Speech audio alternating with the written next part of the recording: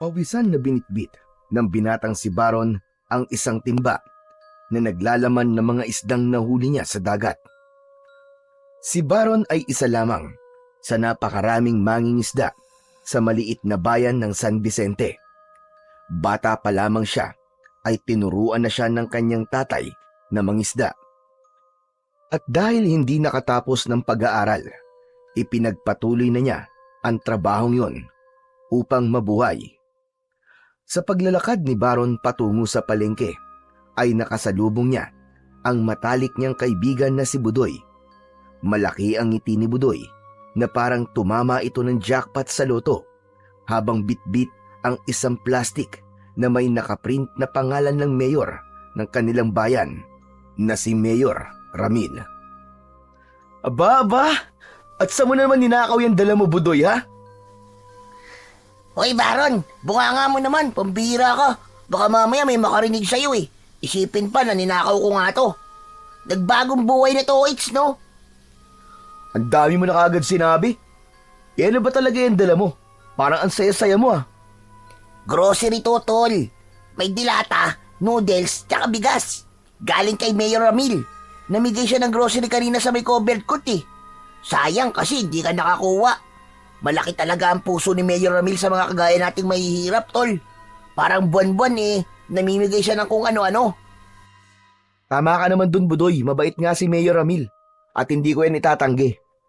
Pero sana naman, mas pagtuunan din niya ng pansin ng mga patayan dito sa atin. Abay, kada linggo, may bagong nawawala. Nung isang buwan lang, natagpuan yung katawan ni Mang Isko sa may tabing ilog na gutay-gutay na parang nilapa ng mabangis na hayop. Tapos yung anak naman ni Aling Marta na si Junjun, abay bigla na lamang nawala. Hanggang ngayon, hindi pa rin nakikita. Eh siguro naman kumikilos naman si Mayor pagdating sa bagay na yan. Alam mo namang hindi madaling hulihin yung kriminal na yun eh. Tapos may chismis pa na aswang nga daw ang pumapatay dito sa San Vicente. Ano? Aswang? Budoy, hindi totoong aswang. Tao ang pumapatay dito sa bayan natin at kailangan mahuli na siya bago pa tayo maubos dito. Ano ka ba naman, Baron? Pambira ka, totoong aswang, tol. Kung totoo ang aswang, nasaan ang ebidensya na may aswang nga dito sa San Vicente? Alam mo, Budoy, pakiramdam ko kasi tinatakpan lang ni Mayor Ramil ang totoong problema ng bayan natin sa pamamagitan ng pamimigay niya ng tulong sa mga tao. Eh anong gusto mong gawin niya? Aba, syempre. Di, paimbestiga niya na mas mabuti sa mga pulis ang patayan dito sa atin. Hindi pwedeng linggo-linggo may nawawala o hindi naman kaya natatagpo ang bangkay. Sabagay, may punto ka naman. Pero ako, hanggat nakakakuha ko ng tulong mula kay Mayor, ay ayos na ako ron. O paano, tol? Uuwi ko na muna tong grocery ko, ah. O sige. Ako naman, pupunta pa ako sa palengke. Ibibenta ko pa kasi itong mga nahuli ko. Nagpatuloy na sa paglalakad si Baron. Mabigat ang dibdib niya dahil sa halos linggo-linggong patayan sa lugar nila. Alam niya na dapat na yung mahinto at tanging ang mayor lang nila ang may kakayahan na gawin yon. Dahil noong panahon ng kampanya ay nangako ito na magiging ligtas ang San Vicente sa pamumuno nito. Mag-isa na lang sa buhay si Baron dahil parehas ng pumanaw ang kanyang mga magulang.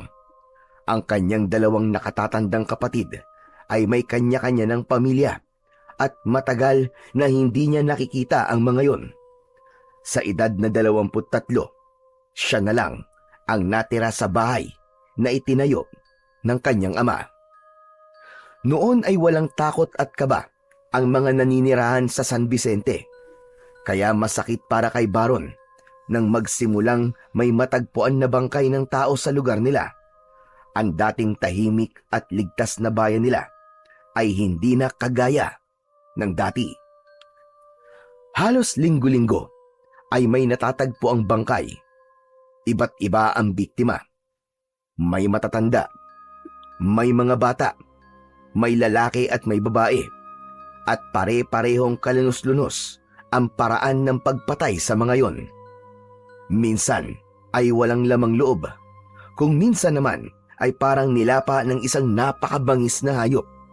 At sa bawat gabi na lumilipas, pakiramdam ni Baron ay unti-unting lumalapit sa kanya ang panganib. Minsan, hindi niya maiwasang magtanong sa kanyang sarili na paano kung isang araw ay siya naman ang matagpo ang patay.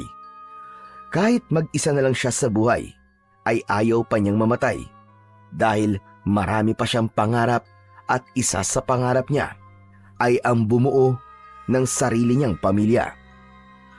Matapos na maibenta sa palengke ni Baron ang mga nahuli niya, ay naglakad na siya pauwi. May ngiti sa labi na binibilang niya ang perang kinita niya sa araw na yon.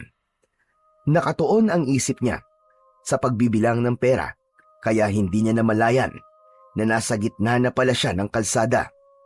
Pagliko niya sa isang kanto, isang malakas na bumusina ang gumulat sa kanya.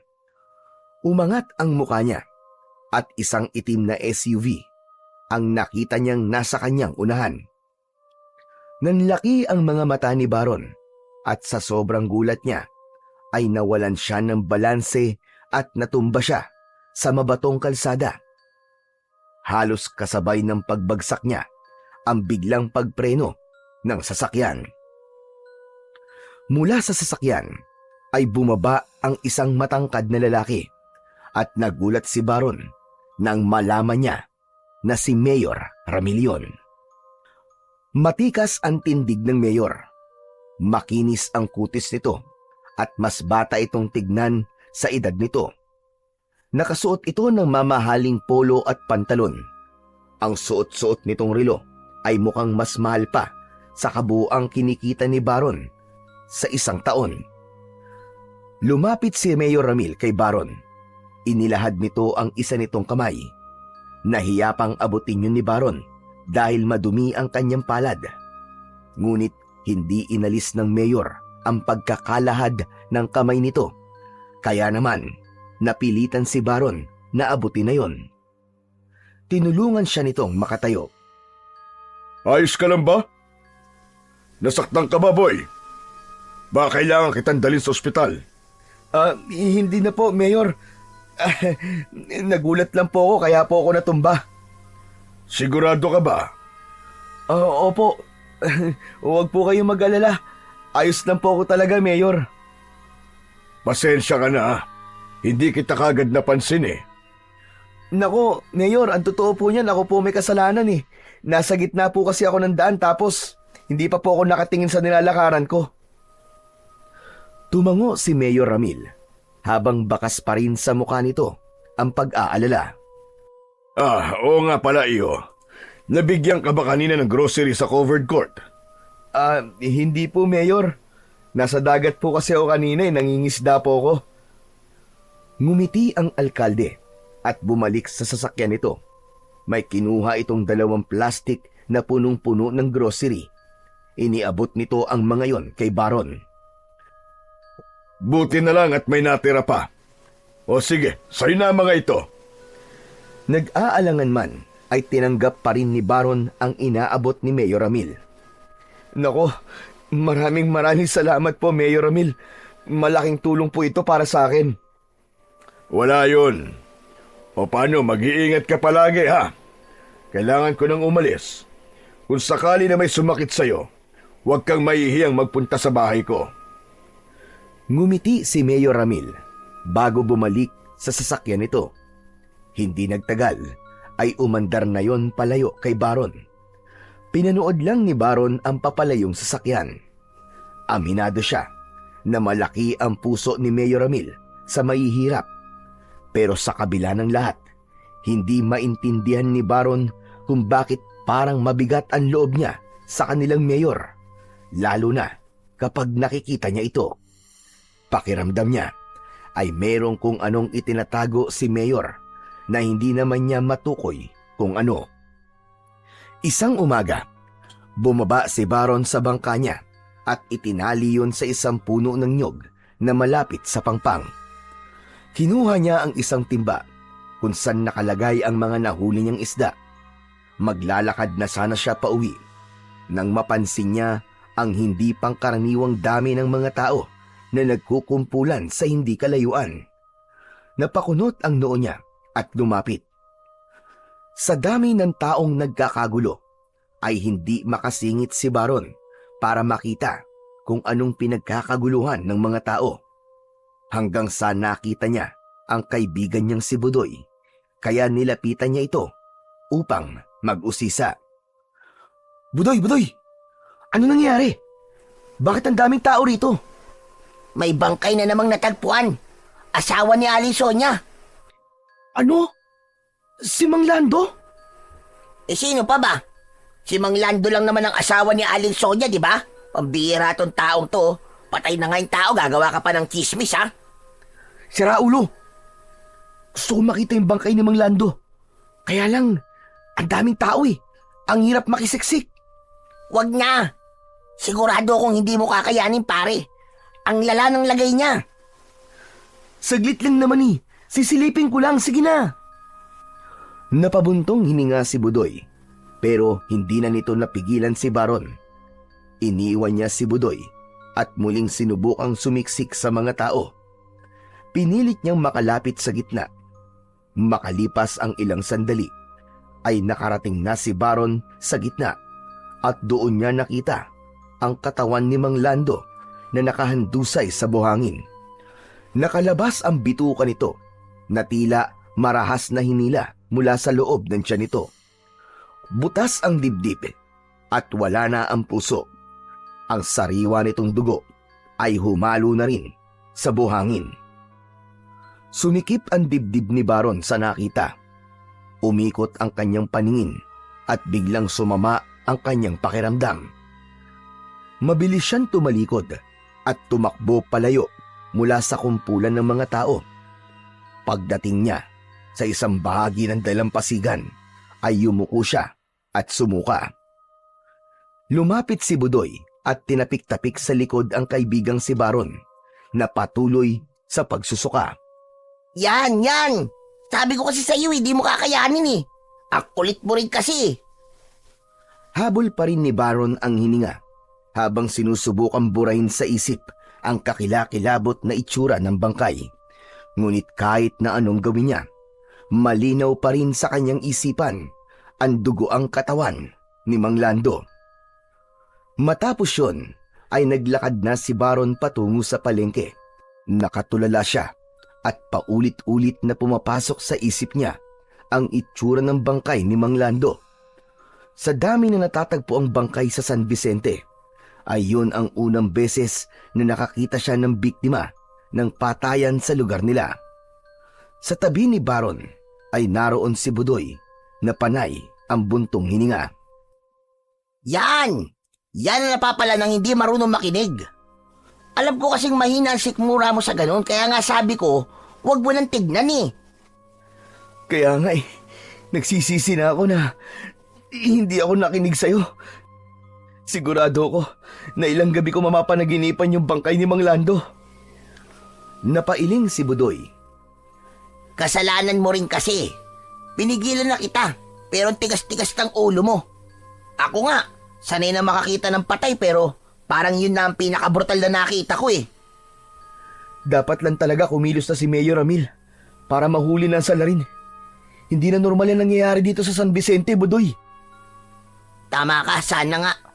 Ang tanong, may magagawa ba si Mayor? Kahit nga mga pulis, ni anino nung pumapatay, ay hindi nila makita-kita. Nagpatuloy ang dalawa sa paglalakad at pareho silang hindi mapakali sa bigat ng sitwasyon sa kanilang bayan. Isang gabi, tahimik na naghahanda si Baron ng kanyang mga gamit sa pangingisda.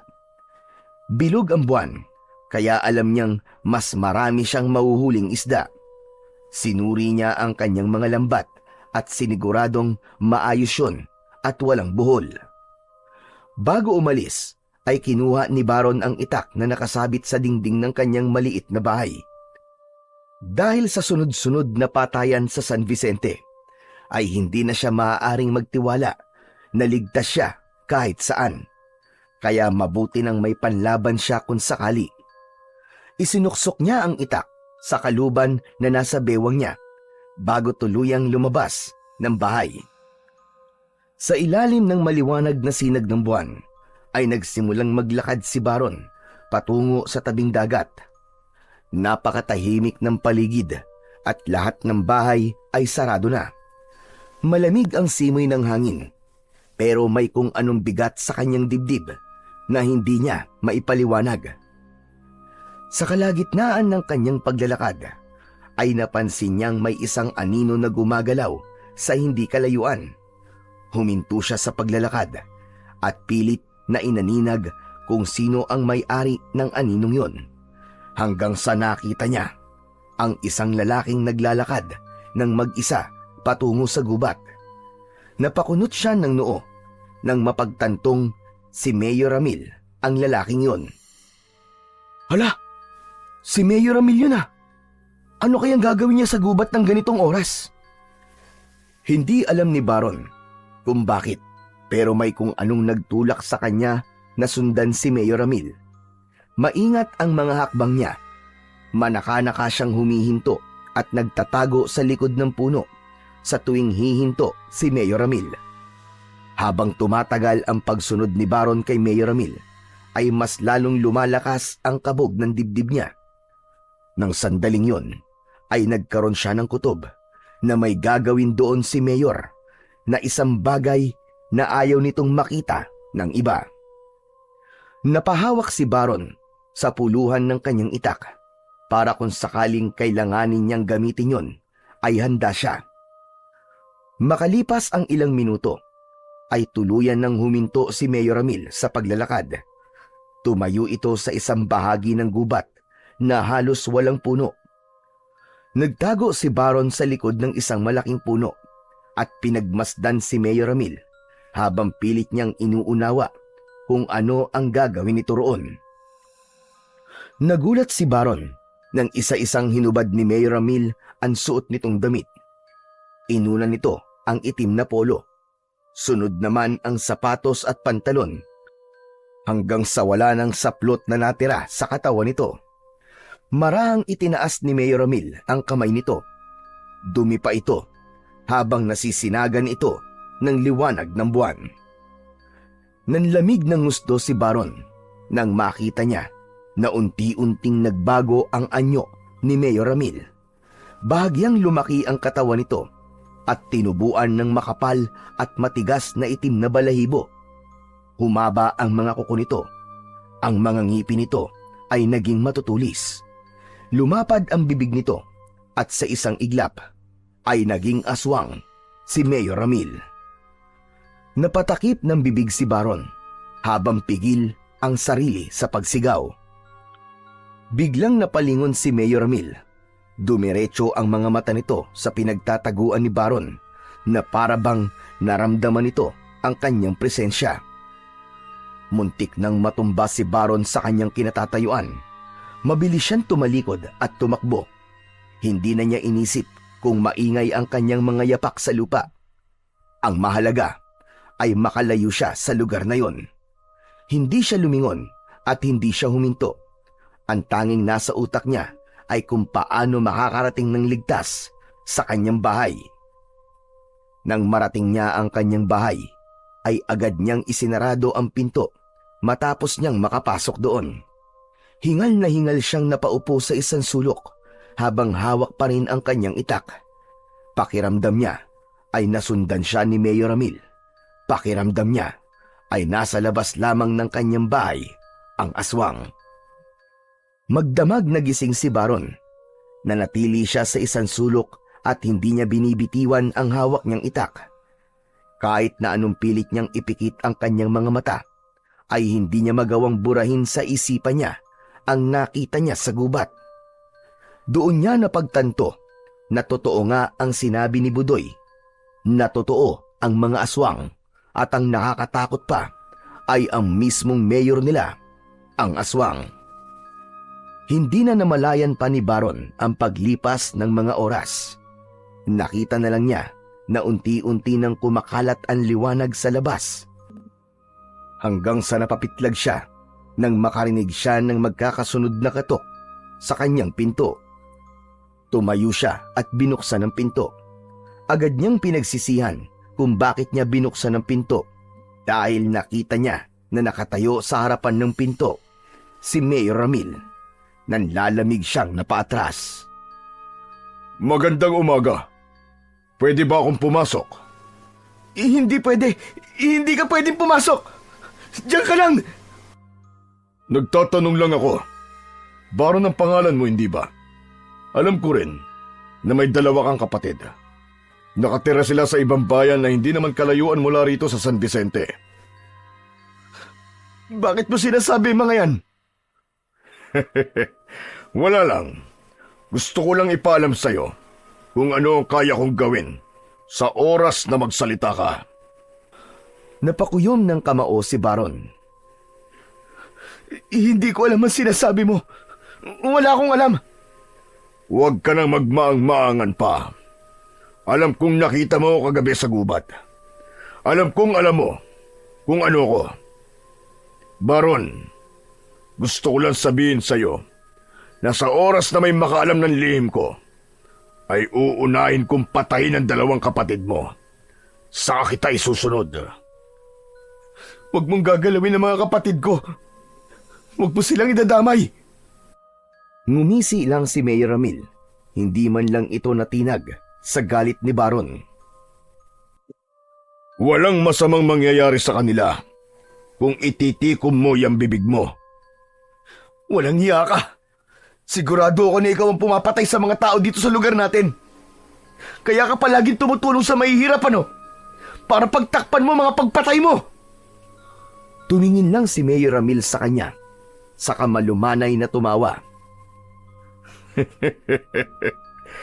Alam mo na mangyayari kung magsasalita ka. Isang huling tingin ang ibinigay ng mayor bago ito naglakad palayo.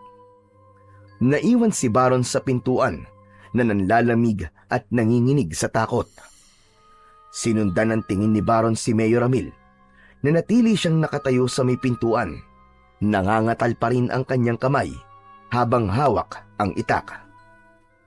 Hanggang sa nakita ni Baron si Budoy na naglalakad papunta sa bahay niya. Nakasalubong pa nito si Mayor at bumati pa ito. Magiliw namang ngumiti si Mayor Ramil na parabang sanay na itong magpanggap bilang isang mabuting tao. Nagpatuloy sa paglalakad si Budoy hanggang sa nasa harapan na ito ni Baron. Oh pare, anong ginagawa dito ni Mayor Ramil? Ang aga niya. Hindi sumagot si Baron. Nakatulala lang siya habang nakatitig sa kawalan. Hoy! Hoy Baron! Marahang tinapik ni Budoy ang balikat niya, dahilan para mapapitlag si Baron at bumalik ang kanyang kamalayan. Tinatanong kita, anong ginagawa dito ni Mayor Ramil ng ganito kaaga? Mabilis niyang itinago ang nerbiyos at pilit na nag-isip ng isasagot. Hindi niya maaaring sabihin ang totoo. Hindi niya maaaring ipahamak ang kanyang mga kapatid. Wala. Tinanong lang niya ako kung may maibibenta ba akong isda. Ganun ba? Mukhang magiging suki mo na yata si Mayor Ramil ah. Maganda yan. Balita ko, galante raw yun magbayad eh. Ay, oo nga pala. May natira pa ba sa huli mo kagabi? Bibili sana ako eh. Wala. Hindi ako nakapanghuli kagabi. Bakit naman? Masama ang pakiramdam ko. Kaya nagpahinga na lang muna ako. Ay, sayang naman. Makakamura sana ako kung sa'yo ako bibili. Ang laki kasi ng patong kapag sa palengke na bumili. Budoy, pasensya na, kailangan ko pa magpahingi. Mawalang galang na pero baka pwedeng umalis ka na muna. Napakamot si Budoy sa likod ng ulo, saka umalis. Matapos yun, ay isinarado na ni Baron ang kanyang pinto. Isang malalim na paghinga ang pinakawalan niya at nanghihina siyang napaupo. Nang sandaling yun, ay labis ang naging pagsisisi niya kung bakit pa niya sinundan si Mayor Ramil kagabi. Naisip niya na kung hindi niya nalaman ang sekreto nito, ay hindi magkakaroon ng banta sa buhay niya at sa buhay ng mga kapatid niya. At dahil hindi na niya mababawi ang nalaman niya, ay wala na siyang magagawa kundi ang manahimik. Maghapon na balisa si Baron. Hindi siya mapakali at kahit ang kumain ay hindi niya magawa. Paulit-ulit niyang iniisip ang banta ni Mayor. Ngunit kahit pa sinabi ng Mayor na hindi siya gagalawin ito basta manahimik lang siya, ay alam niya na hindi siya dapat magtiwala dito. Kung nagagawa nitong pumatay ng napakaraming tao, ay hindi malabo na patayin din siya nito dahil alam niya ang sikreto nito. At lalo pang tumindi ang takot ni Baron pagsapit ng gabi. Pakiramdam niya, anumang sandali ay darating si Mayor Ramil para patahimikin siya. Ay, hindi ako pwedeng manatili rito. Kailangan kong umalis at magtago pansamantala. Agad niyang kinuha ang isang lumang bag sa ilalim ng kanyang papag at nagmamadali siyang nag-impake ng konting damit. Wala man siyang tiyak na pupuntahan. Ang tanging nasa isip niya ay kailangan niyang makalayo sa San Vicente bago pa mahuli ang lahat. Isinukbit niya ang bag sa balikat at mabilis na lumapit sa pinto. Tumigil siya saglit at huminga ng malalim. Matapos yun ay binuksan niya na ang pinto, ngunit napasigaw siya sa gulat nang makita na naroon si Budoy at nakataas ang isang kamay na aktong kakatok. Sa isang kamay nito ay may hawak itong mangkok na may umuusok na sabaw. Wow! Hani, pagulat na gulat ah! Pambihira ka! Nakakagulat ka kasi! Akala ko aswang ka eh! OA naman ito! Ang sakit mo magsalita ah! Ano bang ginagawa mo kasi dito? Dadalang kita ng sabaw. Di ba sabi mo kanina masama ang pakiramdam mo? Nagluto kasi si nanay ng sinabawang isda. Tapos naalala kita. O di ba? Ang bait-bait kong kaibigan? Napatingin si Budoy sa bag na nakasabit sa isang balikat ni Baron at kumunot ang noo nito. Aba? Teka. Saan ka pupunta? Bakit may dala ka yatang bag? Hindi ko pa alam, Budoy. Pero kailangan ko makalayo dito sa San Vicente. Ha? Abay, bakit naman? Basta. Saka ko na lang ipapaliwanag sa'yo kapag maayos na ang lahat. Bay, sandali lang. May nagawa ka bang kasalanan? Nagnakaw ka ba? May pinatay ka ba? Ano? Sabihin mo sa akin. Wala nga. Mas mabuti nang wala kang alam para ligtas ka. Pambihira naman to. Ano ba nangyayari? Ang gulo mo naman eh. Hindi kita maintindihan. Tol, may problema ba? Basta, ang kulit mo naman eh. Huwag ka na muna magtanong. Kailangan ko nang umalis. Ay, nako. Sige na nga. Mukhang di naman kita mapipilit na magsalita eh. Pero paano to sabaw? Sayang naman to. Napatingin si Baron sa mangkok na hawak ni Budoy. Ayaw niyang sumama ang loob nito kapag hindi niya tinanggap ang sabaw. Walang sabi-sabi na kinuha niya ang mangkok at diretsong ininom ang sabaw kahit mainit yon. Napapikit siya at naluwa habang dumadaloy ang mainit na sabaw sa kanyang lalamunan. Nang maubos ang sabaw, ay ibinalik niya ang mangkok kay Budoy. Lumabas na si Baron ng bahay at isinarado ang pinto. Tinapik niya sa balikat si Budoy. Mabilis siya naglakad palayo at hindi na lumingon pa. Mabilis na naglakad si Baron at kulang na lang ay tumakbo na siya. Nang makarating siya sa parte ng San Vicente na wala ng kabayan, ay may naramdaman siya na parang may mga matang nagmamasid sa kanya. Mas lumamig ang hangin na nagdulot ng pagtaas ng mga balahibo niya sa magkabilaang braso. Dahil doon ay mas binilisan niya ang kanyang paghakbang. Ang bihira naman oh! Bakit kasi gabi pa ako umalis eh? Alam ni Baron na sa sandaling yon ay malayo pa ang lalakarin niya para makarating sa highway. Kailangan niyang makarating doon ng mabilis para makasakay ng bus o ng jeep. Ngunit bigla siyang napahinto dahil sa likod niya ay may narinig siyang mahinang kaluskos. Mabilis na hinugot ni Baron ang itak na nakasukbit sa tagiliran niya. Huminga siya ng malalim at mabilis na bumaling sa likod niya. Nanlaki ang mga mata niya nang makita si Mayor Ramil na nasa anyong aswang. Nanlilisik ang mga mata nito habang nakatayo, ilang di pa lamang ang layo sa kanya. Sa tingin mo ba ay makakatakas ka sa akin? Kailangan kitang patayin bago mo pa sabihin sa iba ang sikreto ko. Huwag kang lalapit! May itak ako rito! Tatagain talaga kita! Hindi ako natatakot sa'yo! Hindi natatakot? Nagpapatawa ka ba? Halos maihi ka na nga sa kinatatayuan mo ngayon. Nang magsimulang humakbang si Mayor Ramil palapit kay Baron, ay dun niya na naisipang tumakbo. Inalis niya ang bag na nakasabit sa balikat dahil magiging pabigat yun sa kanyang pagtakas. Mas pinili niyang tumakbo sa talahiban na nasa gilid ng daan dahil naisip niya na maaari siyang makapagtago roon. Makalipas ang ilang minutong pagtakbo, ay mabilis na lumingon si Baron sa likuran at nakita niya na nakasunod pa rin sa kanya ang aswang. "Tulungan niyo ako! Tulungan niyo ako! May aswang! Saklolo!" Kahit alam ni Baron na walang makakarinig sa kanya, ay sumigaw siya ng sumigaw. Patuloy sa pagtakbo si Baron sa gitna ng talahiban. Naramdaman niya ang paghiwa ng matalas sa talahib sa iba't ibang parte ng kanyang katawan.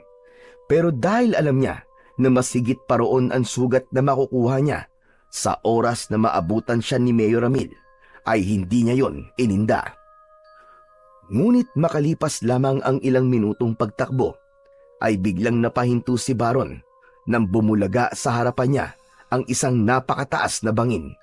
Muntik pa siyang mahulog doon, pero mabuti na lamang at nagawa niyang ibalanse ang sariling katawan. Sa ibaba ng bangin ay may batuhan at dagat na may malakas na alon. Alam niya na kung hindi agad siya nakahinto sa pagtakbo at nahulog siya ron, ay sigurado na ang kanyang kamatayan. Mabilis na lumingon si Baron para tumakbo sa ibang direksyon, pero hindi niya na nagawang makagalaw dahil nakita niya ang aswang na nakatayo malapit sa kanya. Wala ka na mapupuntahan, kundi ang kamatayan. At dalawa lang ang pagpipilian mo. Ang mamatay sa mga kamay ko, o ang mamatay mula sa pagtalon sa bangin na nasa likuran mo. Hayop ka! Mas pipiliin ko pa mamatay sa bangin na to kaysa ang mamatay sa kamay mo, gaya ng mga taong pinatay mo! Hindi na nag-isip pa si Baron. Agad siyang tumalon sa napakataas na bangin na yon at naramdaman niya ang pagsalubong ng malamig na hangin habang mabilis siyang bumubulusok pa ibaba. Malakas na tumama ang katawan niya sa tubig, kasunod ng malakas na pagtama ng likod ng ulo niya sa isang bato. Sa isang iglap ay nawalan ng ulirat si Baron at mabilis ang naging pagyakap ng kadiliman sa kanya. Maraang ibinukas ni Baron ang kanyang mga mata nang bumalik ang kanyang ulirat. Masakit ang buong katawan niya na para bang binugbog siya ng paulit-ulit. Ang unang bumungad sa kanya ay ang bubong na yari sa pawid. Naramdaman niya ang mataas na papag kung saan siya nakahiga. May kakaibang amoy ang paligid. Amoy ng usok ng sinusunog na tuyong dahon na hinaluan ng halimuyak ng insenso. Meron din siyang nakikitang usok sa paligid niya. Paglingon niya sa kaliwa, ay doon niya nakita ang isang matandang lalaki sa tabi ng papag. Nakapikit ito habang may hawak na mangkok na umuusok. Umuusal din ito ng mga salitang hindi naiintindihan ni Baron. "Manong, kayo po ba si San Pedro? Nasa langit na po ba ako?" Biglang dumilat ang matanda at tumigil sa pag-usal ng dasal. Magpasalamat ka dahil hindi ako si San Pedro. Ibig sabihin ay buhay ka pa. Inilapag ng matandang lalaki ang mangkok at tumingin kay Baron. Ano ba nangyari sa iyo, iyo? Kagabi natagpuan kitang palutang-lutang sa dagat. Ang buong akala ko nga ay patay ka na. Manong, may aswang po na humahabol sa akin eh. Wala na po akong ibang nagawa kundi ang tumalon sa bangin. Maraming salamat po sa pagliligtas niyo sa akin. Akala ko po talaga'y katapusan ko na kagabi. Manong, sino ho pala kayo? Tawagin mo na lamang akong Densyo. Ikaw, anong pangalan mo? Baron. Ako po si Baron. Tama ba narinig ko? Isang aswang ang umabol sa'yo? Opo. Mas pinili ko na lang pong tumalon sa bangin kaysa mamatay po ako sa kamay ng aswang na yun. Kapag nakabawi ka na ng lakas, ay ihatid kita sa bahay mo. Sigurado ko na nag-aalala na ang pamilya mo sa'yo. Mabilis na umiling si Baron habang bakas sa mukha niya ang takot. Hindi po. Hindi po ako maaaring bumalik sa bahay ko. Kilala na po ako ng aswang eh. Kapag nalaman po niyang buhay ako, sigurado pong babalikan niya ako. Saglit na pinagmasdan ni Mang Densyo si Baron. Matapos ang ilang sandali, ay tumango ito. Kung ganon, maaari kang manatili rito hanggang gusto mo. Kung sa tingin mo ay mas ligtas ka rito, hindi kita pipigilan na dito manirahan. Maraming salamat po, Mang Densyo. Hulog po kayo ng langit para sa akin. Labis ang ginhawang naramdaman ni Baron ng mga sandaling yon. Kahit papano, alam niyang may ligtas siyang matutuluyan. Ngunit ang hindi niya alam ay kung hanggang kailan siya magiging ligtas, lalo na't buhay pa rin si Mayor Ramil. Sa unang araw ni Baron sa bahay ni Mang Densyo, ay nalaman niya na nakatira ang matanda sa maliit na isla na may kalayuan sa San Vicente. Makalipas ang ilang araw, ay medyo nakabawi na siya ng kanyang lakas. Tila nagkataon na ang taong nagligtas sa kanya ay may kaalaman sa panggagamot, kaya kahit paano ay naging mabilis naman ang paghilom ng sugat niya sa ulo. Nang lumakas na ang katawan ni Baron, ay tumulong siya kay Mang Densyo sa pangingisda. Ayaw niyang maging pabigat sa matanda, lalo pat ito ang nagligtas sa kanyang buhay. Kung hindi siya nito nakita sa dagat, malamang ay patay na siya. Tuwing umaga, ay sumasama si Baron kay Mang Densyo sa pangingisda. Siya ang naghahagis ng lambat at matyaga silang nag-aabang ng huli. Isang gabi, magkasalo sa hapunan sina Baron at Mang Densyo. Biglang natigilan si Baron sa pagkain nang bigla siyang may naalala. Oh, Baron, bigla ka yatang natulala dyan. May iniisip ka ba? Meron po, Mang Densyo. Iniisip ko po ang mga tao sa lugar namin. Yung aswang po kasi doon ay halos linggo-linggo pong pumapatay ng mga tao. Hindi ko po maiwasang mag-alala dahil alam ko po na hanggang ngayon ay nambibiktima pa rin po siya ng mga inosenteng buhay. At ang nakakalungkot pa po, ang aswang na yun ay pinagkakatiwalaan at nirerespeto ng mga tao sa amin. Wala silang kaalam-alam na ang taong yun ang kumukuha ng buhay sa lugar namin. Tumiim ang bagang ni Baron nang maalala si Mayor Ramil. Doon niya napagtanto na may dahilan pala talaga kung bakit mabigat ang loob niya sa kanilang mayor. Ang ibig mo bang sabihin ay kilala mo kung sino ang aswang sa lugar nyo? Opo, tama po kayo, Mang Densyo. Kilalang-kilala ko po siya. Kaya niya po ako gustong patayin dahil nalaman ko po ang sikreto niya. Mang Densyo, gusto ko pong tulungan ng mga tao sa amin. Gusto kong patayin ang aswang na yon. Pero paano? Wala akong kakayahan upang labanan siya. Kahit ka ang sarili ko, hindi ko na ipagtanggol sa kanya. Tumahimik si Mang Densyo at napansin ni Baron na makahulugan ang tingin na itinapon nito sa kanya. Ngunit hindi na yon pinansin ni Baron. Inabot niya ang baso at uminom ng tubig. Bumalik siya sa pagkain at pilit na isinantabi ang mga bumabagabag sa kanyang isipan. Isang umaga, abala si Baron sa pagsisibak ng kahoy sa harapan ng kubo ni Mang Densyo. Habang nakatuon siya sa kanyang ginagawa, ay sandali siyang huminto nang marinig ang boses ni Mang Densyo. Baron! Baron, sandali lang, pumarinig ka muna! May kailangan lamang ako sabihin sa iyo. Pinunasan ni Baron ang pawis sa kanyang noo gamit ang bisig at saka ibinaba ang palakol. Naglakad siya papasok ng kubo habang nagtataka kung ano ang sasabihin sa kanya ni Mang Densyo. Manong, ano pong sasabihin niyo? Hindi sumagot si Mang Densyo kagad. Sa halip ay itinaas nito ang isang kamay upang ipakita ang isang kwintas na may palawit na itim na bato na hugis bilog. Napatitig si Baron sa kwintas at tila may kung anong enerhiya ang kwintas na humihila sa kanya. Teka Manong, ano po yan? Ito ay isang mutya. Isang napakabihirang mutya ng pusit. Ibinigay ito sa akin ng lolo ko nung binata pa ako. Pero bakit niyo po ipinapakita sa akin? Kagabi, habang nag-uusap tayong dalawa, ay naramdaman ko matindi mong kagustuhang tulungan ng mga kababayan mo. Alam kong gusto mo talagang gawin yon, pero natatakot ka kasi alam mo sa sarili mo na wala kang laban sa aswang. Kaya gusto kong ipagkatiwala sa iyo ang mutyang ito.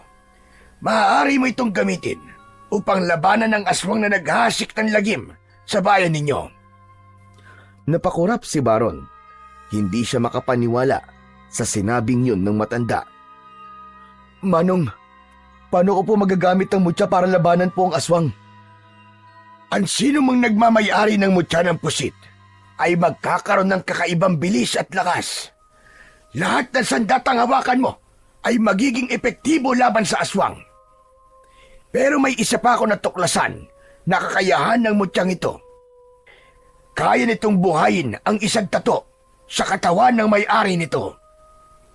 Kayang buhayin ng tato? Ano pong ibig niyong sabihin? Totoo na mabubuhay po ang tato? Kung papayag ka, lalagyan ko ng mga tato ang katawan mo. Ang mga tato na yon ay hindi lamang palamuti, kundi may taglay na kapangyarihan ng mga yon na kayang gisingin ang mutya ng pusit. Magiging sandata mo mga tato na yon sa iyong pakikipaglaban. Bakit hindi na lang po kayong gumamit ng mutya na yan? Kung bata-bata pa siguro ako, maaari pa. Pero wala na. Matanda na ako ngayon, Baron. Baka hindi na kayanin ng katawan ko kapangyarihan ng mutya at baka ikapahama ko pa yon. Muling napatitig si Baron sa mutya at malalim siyang nag-isip. Kahit hindi pa niya nahahawakan ng mutya, ay ramdam na niya ang kakaibang lakas at kapangyarihan nito. Nang sandaling yon, ay bumalik sa alaala ni Baron ang mga inosenteng buhay na kinitil ni Mayor Ramil. Naalala niya ang pag-iyak at pagluluksa ng mga naulilang pamilya at ang takot na gabi-gabing bumabalot sa San Vicente. Hindi nagtagal ay tumiim ang bagang niya at isang desisyon ang nabuo sa kanyang isip. Manong, kung yan lang po ang tanging paraan para magkaroon ako ng laban sa aswang, ay pumapayag na po ako. Mandensyo, Sige po, gagawin ko. sigurado ka na ba sa desisyon mo? Hindi ito sa pilitan at ang gusto ko ay bukal sa kalooban mo ang pagpayag mo. Opo, Mang Densyo. Sigurado po ako. Ngumiti si Mang Densyo at sa mga mata nito ay nakita ni Baron ang labis na kasiyahan nito sa kanyang desisyon. Nang sumunod na araw, ay agad na sinimulan ni na Baron at Mang Densyo ang paglalagay ng tato sa katawan ni Baron. Nakahiga si Baron sa isang banig sa sahig at wala siyang suot na pang-itaas upang matatoan siya ni Mang Densyo sa dibdib. Sa tabi nila ay isang maliit na mangkok na may itim na tinta. Hawak naman ni Mang Densyo ang isang manipis na tinik mula sa puno ng kalamansi na nakakabit sa maliit na piraso ng kahoy. Ang gagawin sa kanya ni Mang Densyo ay isang tradisyonal na pamamaraan ng pagtatato na kung tawagin ay pagbabatok. Nang simulan na ni Mandensyo ang pagtatato sa dibdib ni Baron, ay hindi napigilan ni Baron ang mapangiwi sa sakit. Aray! Ang sakit pala niyan, Mandensyo. Masakit talaga sa simula, pero masasanay ka rin. Nagpatuloy si Mang Densyo at tiniis na lang ni Baron ang sakit. Hindi nga nagkamali si Mang Densyo sa sinabi nito dahil nang maglaon ay nasanay na ang binata sa sakit. Mang Densyo, paano po pala kayo natuto na magtato sa ganyang paraan? Noon kasi, nakilala ko ang isang mambabatok mula sa bundok. Siya ang nagturo sa akin ng ganitong paraan ng pagtatato. Wala akong kaalam-alam noon na magagamit ko pala ang kakayahan kong ito para mas mapalakas ang kapangyarihan ng mutya ng pusit. Nagpatuloy ang pagtatato kay Baron sa mga sumunod pang araw. Kailangan din kasi nilang magpahinga at tumigil dahil napapagod din si Mang Densyo. 2 araw ang lumipas bago natapos ang detalyadong tato na agila sa dibdib ni Baron. Sunod na iginuhit ni Mang Densyo ang ahas sa kaliwang braso ni Baron. Mas komplikado yun dahil sa ginawang detalyado ni Mang Densyo ang balat ng ahas. Habang pinapanood ni Baron si Mang Densyo sa ginagawa nito, ay napansin niya na tila lumalalim ang tinta sa kanyang balat na parang hinihigop yun ng kanyang katawan. Manong, parang nabubuhay na po ang tato ah. Dahil buhay talaga ang mga yan, mas lalo pa yung mabubuhay sa oras na ibigay ko na sa'yo ang mutya ng pusit. Makalipas ang ilang araw, ay natapos na rin ang tato na ahas sa kaliwang braso ni Baron. Sunod namang ginawa ni Mang Densyo ang tato na leon sa kanang braso ni Baron. Habang patuloy si Mang Densyo sa pagtatato, ay naramdaman na ni Baron ang bigat ng mga simbolo sa kanyang balat. Matapos ang ilang araw, ay natapos na rin ang inakala ni Baron na huling tato na ilalagay ni Mang Densyo sa kanyang katawan. Isang gabi, mag-isa at tahimik na nakatayo si Baron sa harap ng dagat. Iniisip niya kung ano na ang nangyayari sa San Vicente. Kinakabahan siya na baka patuloy pa rin ang pagpatay doon ni Mayor Ramil. Naputol ang pag-iisip niya nang bigla siyang tawagin ni Mandensyo sa kubo. Son, halika na muna din sa loob! Lumingon si Baron at nakita niya si Mang Densyo sa pintuan ng kubo. Hawak nito ang maliit na mangkok kung saan nito inilalagay ang tinta na ginagamit nito sa paglalagay ng tato sa kanya. Agad siyang lumapit sa matanda at sa pagpasok niya sa loob ng kubo ay nakita niyang nakahanda na ang mga gamit ni Mang Densyo sa pagtatato. Oh, Manong, akala ko po ba tapos na po tayo sa mga tato? Hindi pa. May isa pa akong kailangang ilagay sa katawan mo. Ito na ang huling tattoo mo, Baron. At ito, ang pinakamalakas sa lahat. Ha? Pinakamalakas, Mang Densyo? Ano naman pong tattoo yun? Hindi ko pa maaaring sabihin sa'yo.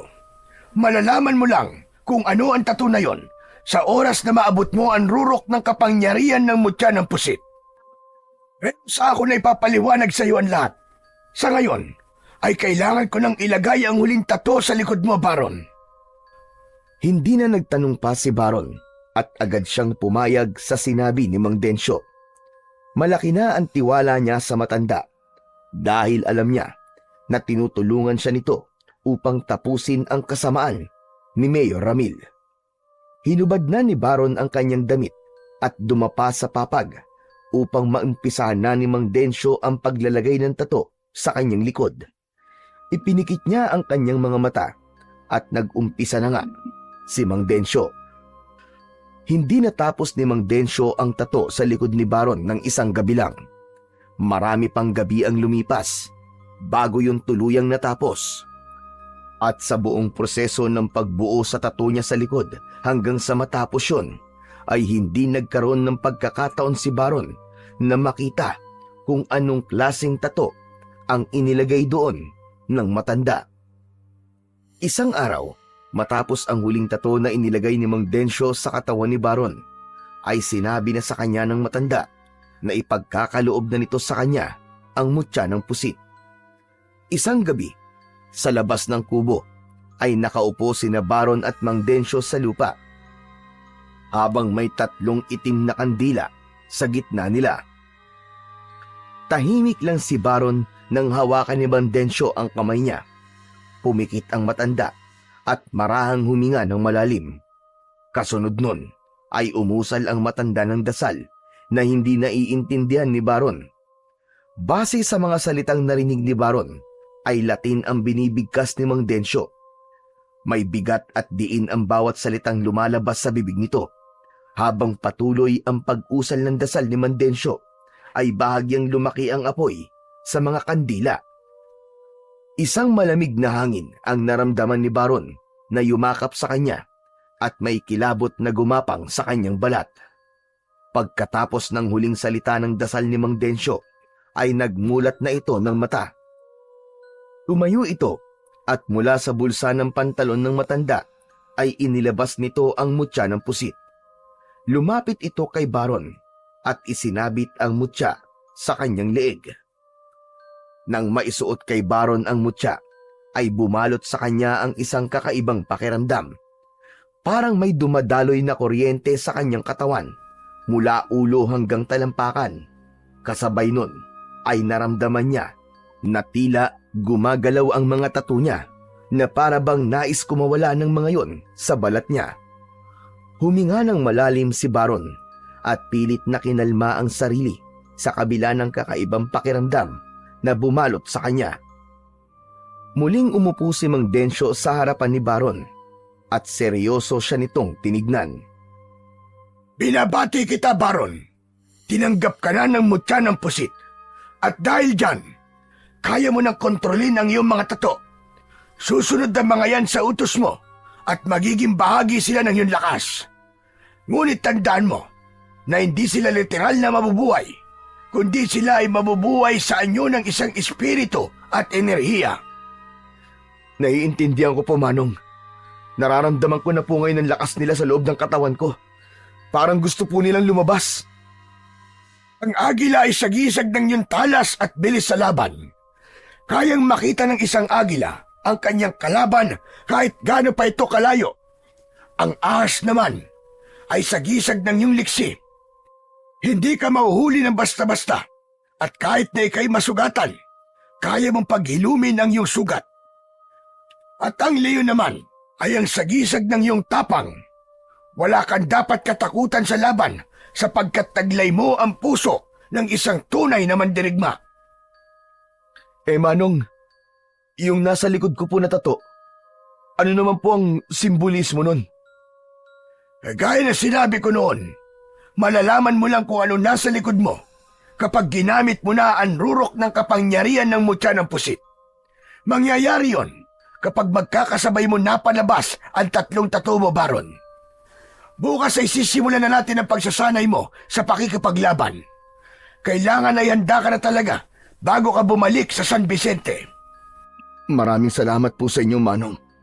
Salamat po sa pagtulong sa akin at tulungan ng pinanggalingan kong bayan para makalaban ako sa aswang na naroon. Saka ka na magpasalamat sa akin, iyo, kapag nagtagumpay ka na sa misyon mo. Tumayo si Mang Densyo. Tinapik nito sa balikat si Baron bago ito tumalikod para pumasok sa loob ng kubo. Naiwan naman si Baron sa labas at tumingala siya sa kalangitan. Naisip niya na hindi na siya maaaring umatras. Napagtanto niyang may dahilan kung bakit hindi hinayaan ng Diyos na mamatay siya nang tumalon siya sa bangin. Dahil siya ang magiging instrumento nito para makalaya ang San Vicente sa kasamaan at pagpapanggap ni Mayor Ramil. Sa sumunod na 3 araw ay walang inaksayang sandali si Baron at sumailalim na siya sa masusing gabay at pagsasanay ni Mang Densyo. Sa unang araw, pinagtuunan nila ng pansin ang tamang paghawak at pagbitaw niya ng atake gamit ang itak.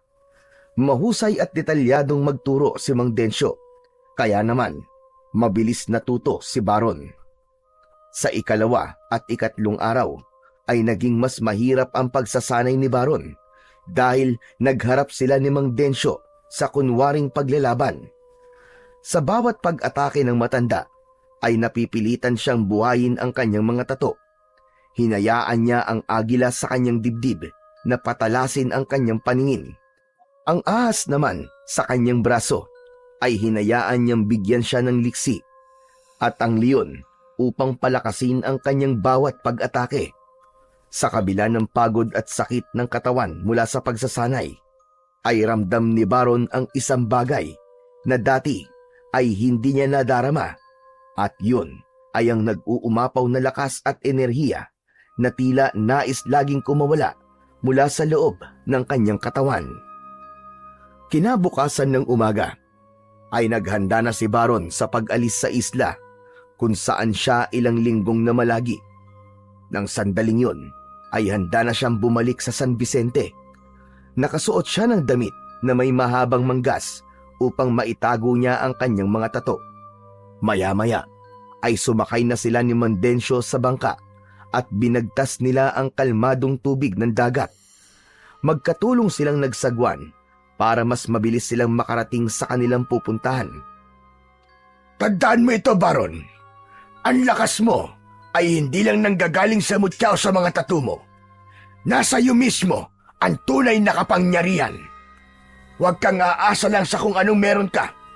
Gamitin mo ito ng may disiplina at tamang layunin.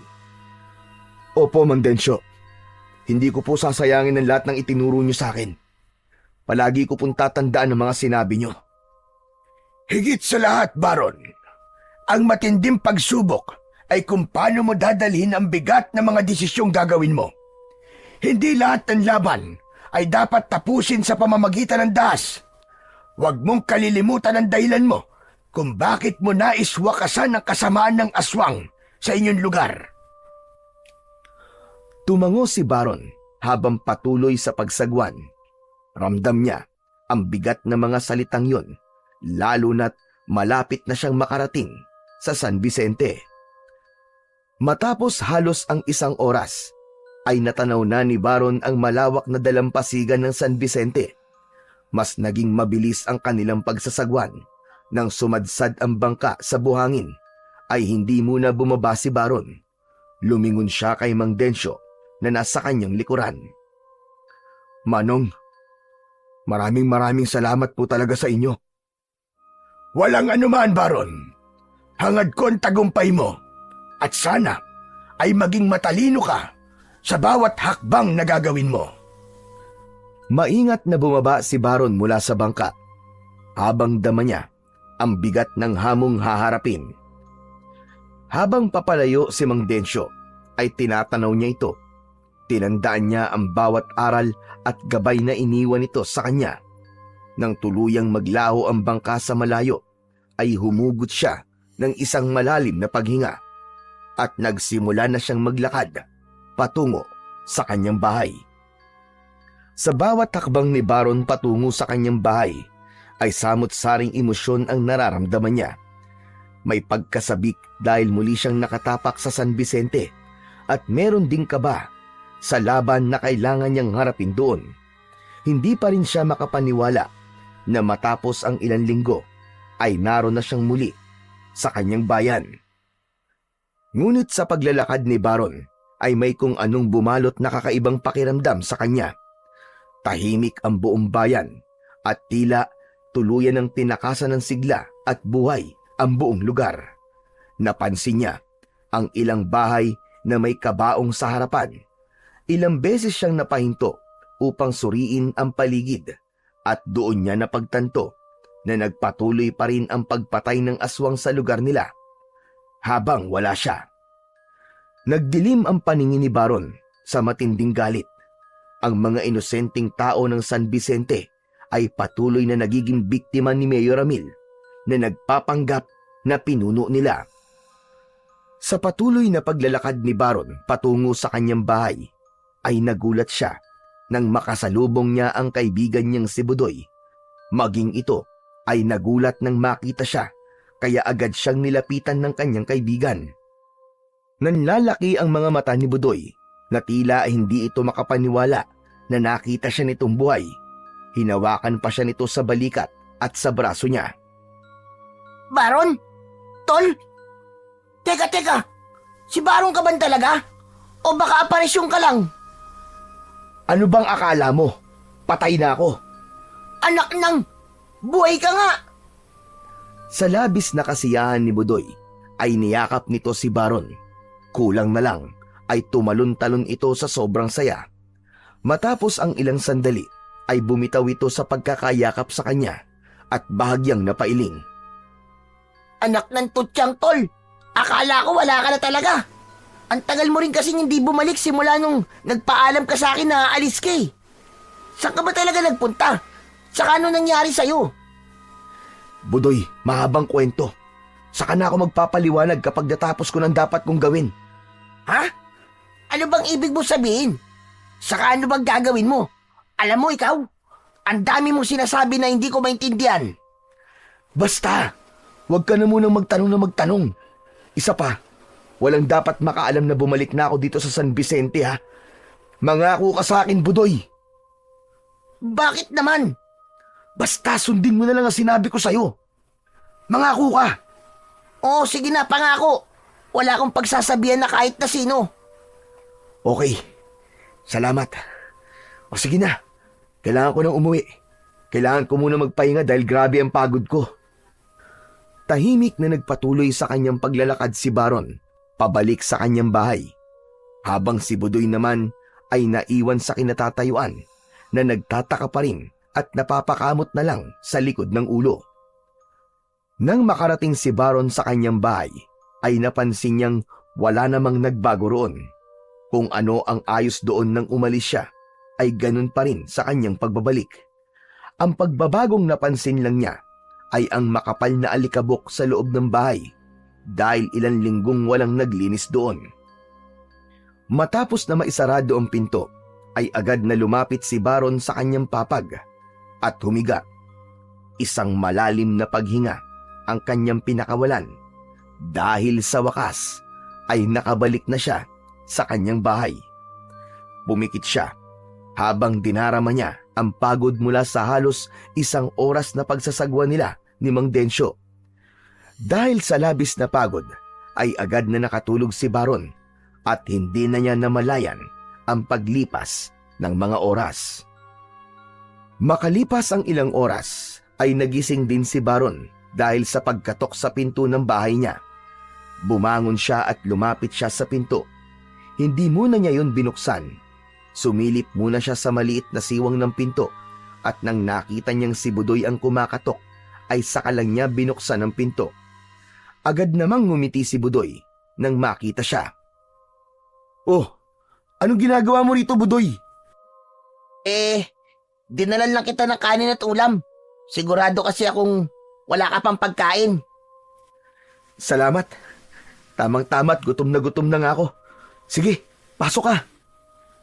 Pumasok si Budoy, dala ang isang plato na may pagkain. Inilapag nito yon sa lamesa ni Baron sa maliit niyang kusina. Umupo naman agad si Baron at inumpisang lantakan ang mainit na kanin at ginisang gulay na may konting karne na dala ng kanyang kaibigan.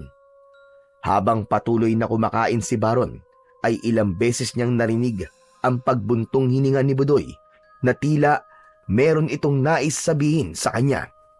Hanggang sa tuluyan ng hindi nakatiis si Budoy.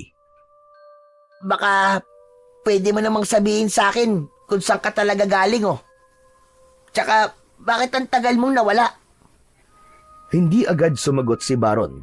Ninanamnam niya ang bawat subo ng pagkain pero hindi niya natakasan ang mapanuring tingin ng kaibigan. Pagkatapos niyang lumunok ng pagkain ay inilapag niya ang kutsara at tinidor sa gilid ng plato. "Sa ngayon, hindi ko pa handang sabihin ang lahat, Budoy. Pero huwag ka mag-alala. Malalaman mo rin naman sa tamang panahon ang sagot sa mga tanong mo, Budoy." Kailan pa yung tamang panahon na sinasabi mo? Parang hindi naman tayo magkaibigan yan, Baron eh. Nakakatampo ka naman eh. Mas mabuti nang wala ka munang alam. Para rin to sa kaligtasan mo.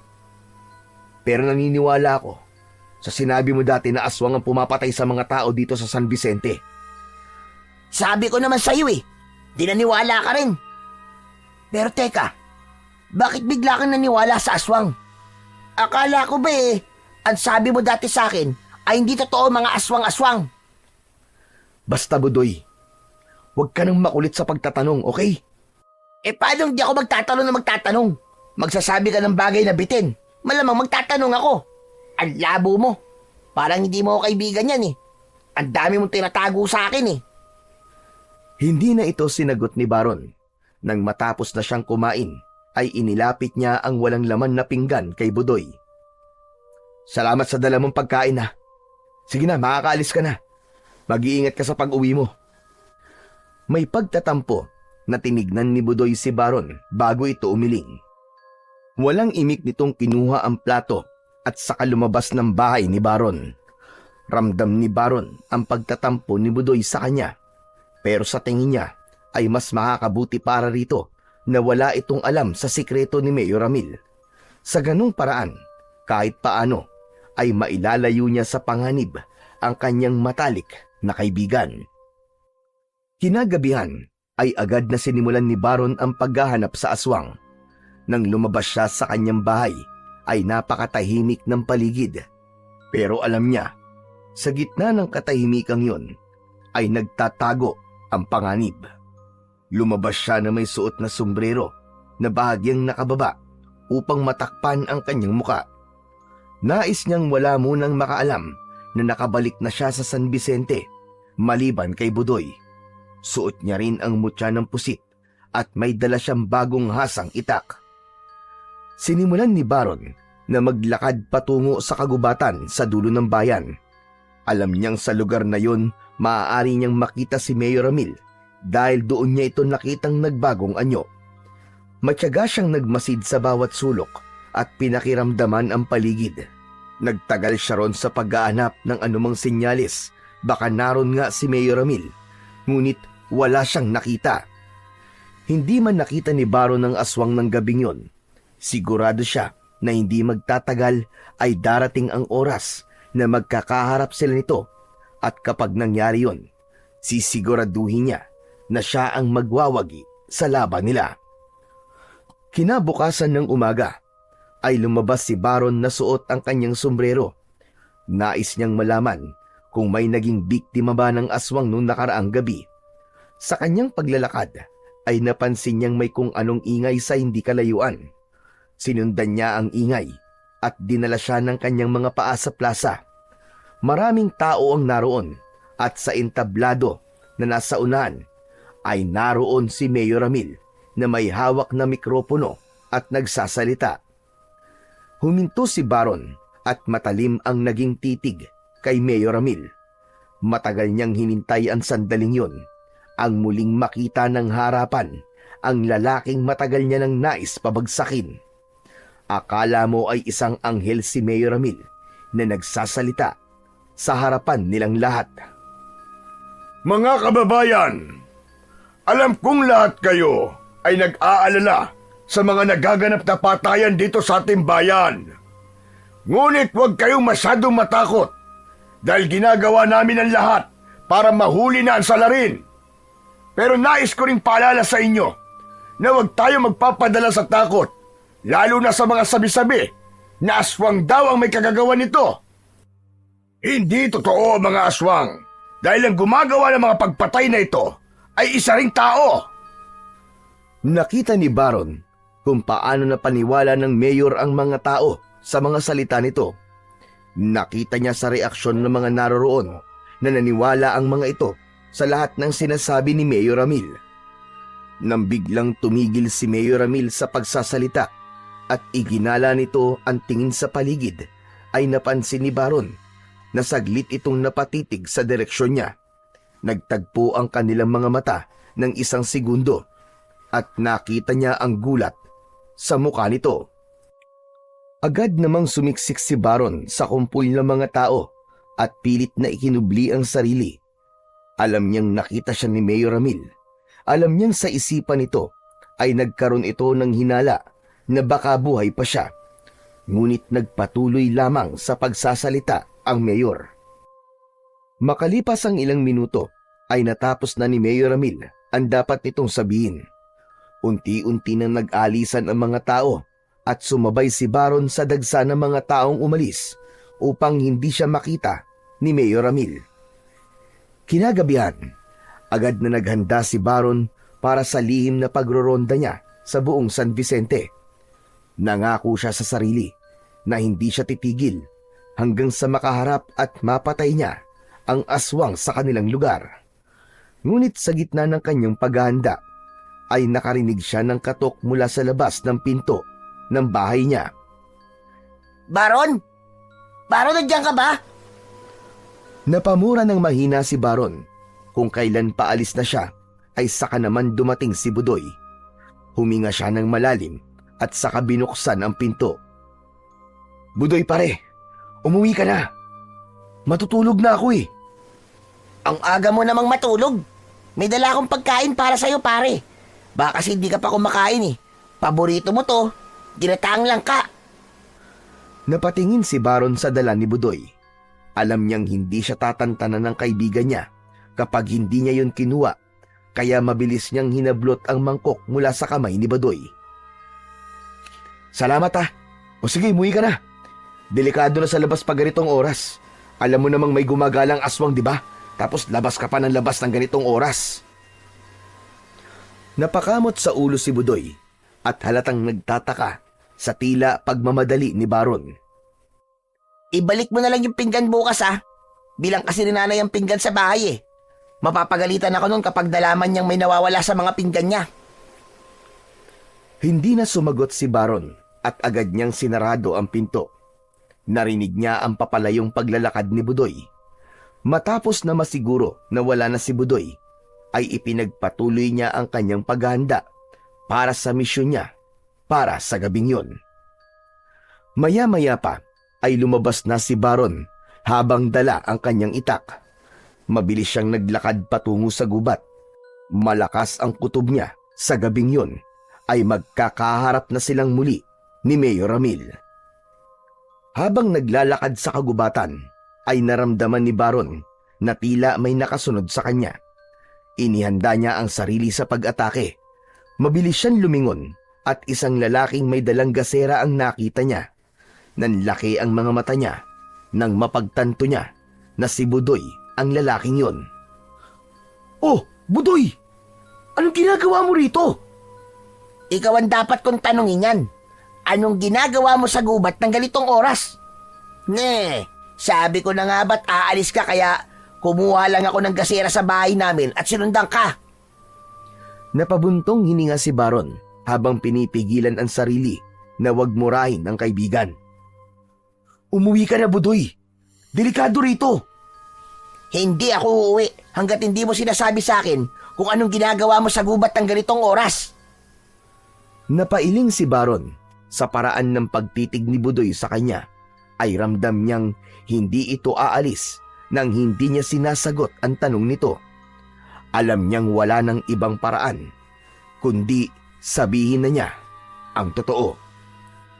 Ang kulit talaga ng taong to. Sige na nga. Kaya ako nandito dahil hinahanap ko ang aswang. Ha? Ano sabi mo? Bingi ka ba? Kailangan kong patayin ang aswang na yun para matigil ng patayan dito sa San Vicente. Si Mayor Ramil. Siya ang aswang, Budoy. Siya ang naghahasik ng lagim sa lugar natin. Nanlaki ang mga mata ni Budoy. Mahina itong tumawa, sabay iling. Bangag ka ba, tol? Imposibleng si Mayor Ramil ang aswang. Abay, ang bait-bait niya kaya. May aswang bang palaging tumulong sa mga mahihirap? Budoy, huwag kang bulag. Pagpapanggap lang niya lahat ng yun. Ginagawa niya yun para walang maghinala sa kanya at pagtakpan ng pagpatay niya sa mga tao. Pero kung totoo ang sinasabi mo, paano mo naman nalaman na aswang nga si Mayor Ramil? Maabang kwento, tol. Pero nalaman ko nang hindi sinasadya ang sikreto niya nang sundan ko siya dito sa gubat. Alam kong papatayin niya ako kaya umalis ako nun. Pero pinagtangkaan niya akong patayin. Salamat na nga lang sa Diyos dahil hindi siya nagtagumpay na mapatay ako. Natahimik si Budoy sa mga sinabi ni Baron. Naghalo ang takot at pagkalito sa mukha niya. Sabay silang napalingon at nagulat nang makarinig siya ng malakas na pagtawa sa likuran ni Baron. Nang lumingon siya, ay nakita niya si Mayor Ramil na nakatayo ilang di pa lamang ang layo sa kanila. Tama nga ang hinala ko. Ikaw nga nakita ko kanina sa plaza. Akala ko ay namalikmata lamang ako. Tignan mo nga naman at buhay ka pa rin. Matapos mong tumalon sa bangin na yon, Baron. Hindi ako hinayaang mamatay ng Diyos dahil ako ang tatapos sa kasamaan mo, Mayor! Diyos, sa tingin mo ba ay kaya ka pang iligtas ng Diyos mo ngayong gabi? Mabilis ang sumunod na pangyayari. Sa isang iglap ay nagbago ang anyo ni Mayor Ramil at bigla na lang itong naging aswang. Isang galit na pag-angil ang pinakawalan nito habang nanlilisik ang mga matang nakatingin kina Baron. Malakas na napasigaw si Budoy. Napaatras ito at tila hindi na nito kinaya ang nakikita kaya bigla itong natumba at nawalan ng malay. Mabuti na lamang at hindi natumba ang gaserang hawak nito kundi ay baka nagkaroon pa ng sunog sa gubat na yon. Nang sandaling yon ay hinubad na ni Baron ang kanyang pang-itaas na damit at nilantad kay Mayor Ramil ang mga tato sa kanyang katawan. Agad na umatake si Mayor Ramil kay Baron. Nakaumang ang matatalas nitong kuko na handang bumaon sa laman ni Baron.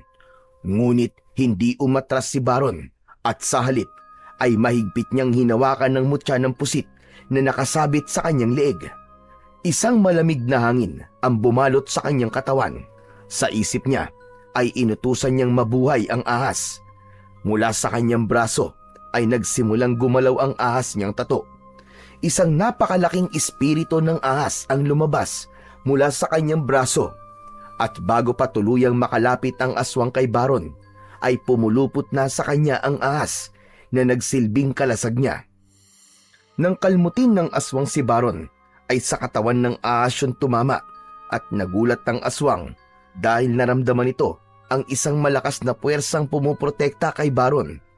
Bago pa man makakilos muli ang aswang, ay ubod lakas na hinampas ito ng buntot ng ahas. Matapos yun, ay bumalik na ang espiritu ng ahas sa balat ni Baron. Tumilapon sa ere si Mayor Ramil bago bumagsak na pasadsad sa lupa. Habang tumatayo ito, ay bakas sa mukha nito ang labis na pagkalito. Anong klaseng itim na kapangyarihan ang meron ka? Hindi mo na kailangan malaman. Bakit, Mayor? Nababahag na ba ang buntot mo? Ngunit sa halip na sumagot, ay biglang nawala si Mayor Ramil sa kinatatayuan nito. Alam ni Baron na hindi ito umalis o tumakas, kundi nag-aabang lamang ito ng tamang pagkakataon para muling umatake. Sa pagkakataon na yon, ay ang tattoo niyang agila naman ang kanyang binuhay. Mula sa dibdib niya ay lumabas ang espiritu ng agila. Naramdaman niya ang malakas na hangin nang lumipad ito paitaas bago dumapo sa kanyang balikat. Biglang naging matalas ang paningin at pandama ni Baron. Narinig niya ang mahinang pag-ihip ng hangin at maging ang pigil na paghinga ng aswang. At sa gilid ng kanyang paningin ay napansin niya ang anino na nakatago sa likod ng isang malaking puno.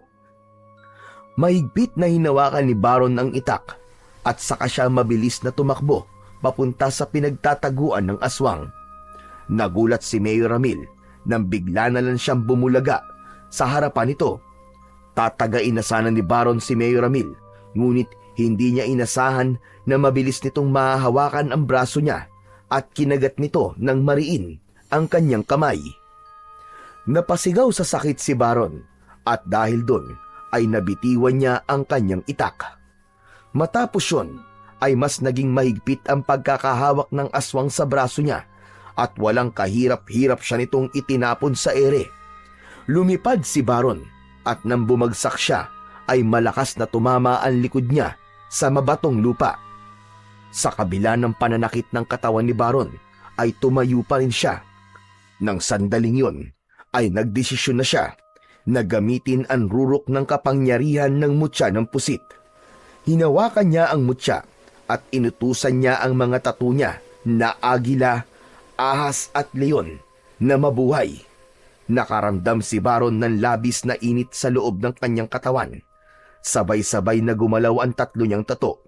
Sa isang iglap ay lumabas mula sa katawan niya ang tatlong dambuhalang espiritu. Ang ahas na may makinang nalunti ang mga mata, ang agila na may mga nag-aalab na mga pakpak, at ang leon na may gintong balahibo at matutulis na pangil. Ramdam na ramdam ni Baron ang paggabay at pagsanib ng tatlong espiritu sa kanya.